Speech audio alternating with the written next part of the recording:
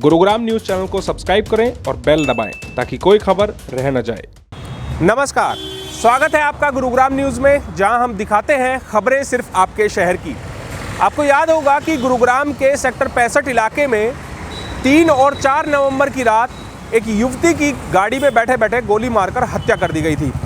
इस blind murder case को Gurugram police ने सुलझा लिया है और इस हत्याकांड को अंजाम देने वाले 3 आरोपियों को गुरुग्राम पुलिस ने भोंडसी इलाके से गिरफ्तार कर लिया है। दरअसल बीती 3 और 4 नवंबर की देर रात गुरुग्राम के सेक्टर 65 इलाके में गोल्फ कोर्स एक्सटेंशन रोड के पास जब एक गाड़ी में एक महिला और उसके दोस्त जा रहे थे तो उसी समय एक बाइक पर 3 युवक सवार होकर आए और लूटपाट के इरादे से उन्होंने गाड़ी रुकवाई। गाड़ी ना रोकने पर उन आरोपियों ने गाड़ी पर फायरिंग करनी शुरू कर दी, जिसमें गाड़ी चला रही युवती जिसका नाम पूजा शर्मा था, जो कि छत्तीसगढ़ की रहने वाली थी, उसके सर में गोली लगी और इलाज के दौरान उसकी अस्पताल में मौत हो गई। पुलिस ने इस पूरे मामले में हत्या का केस अज्ञात के खिलाफ दर्ज कर लिया था। बिल्कुल ब्लाइंड मर्डर केस होने की वजह से पुलिस के हाथ खाली थे, लेकिन पुलिस ने तकरीबन 12 दिनों के बाद 3 आरोपियों को गिरफ्तार कर लिया है। इन तीनों के नाम इरशाद, हरिओम और जितेंद्र यादव है। इरशाद मेवात का रहने वाला है, जितेंद्र यादव महेंद्रगढ़ का रहने वाला है, जबकि हरिओम मध्य प्रदेश जिले का रहने वाला है।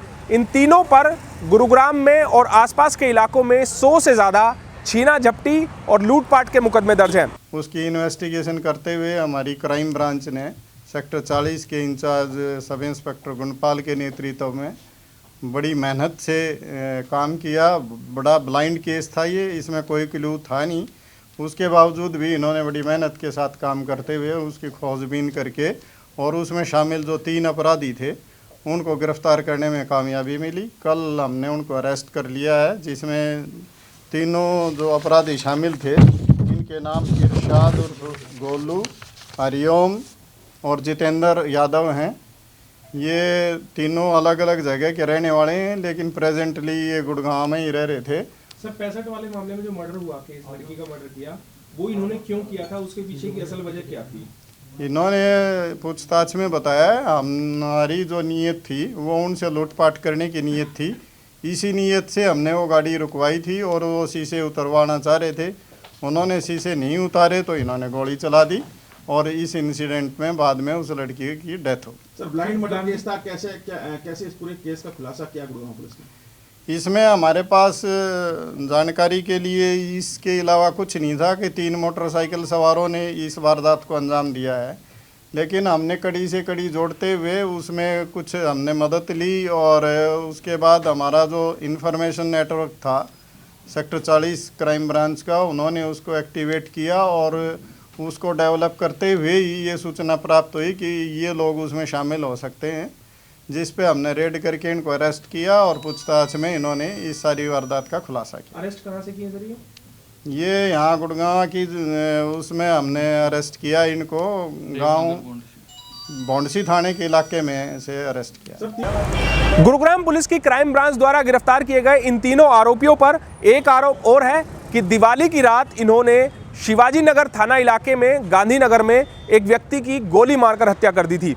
आपको बता दें कि दिवाली की रात गांधीनगर की गली नंबर 6B में एक मकान की छत पर बैठकर शराब पी रहे थे तीनों व्यक्ति अपने साथी के साथ, और गौरव नाम के शख्स से कहासुनी होने के बाद इन्होंने उसको गोली मार दी और वहां से फरार हो गए।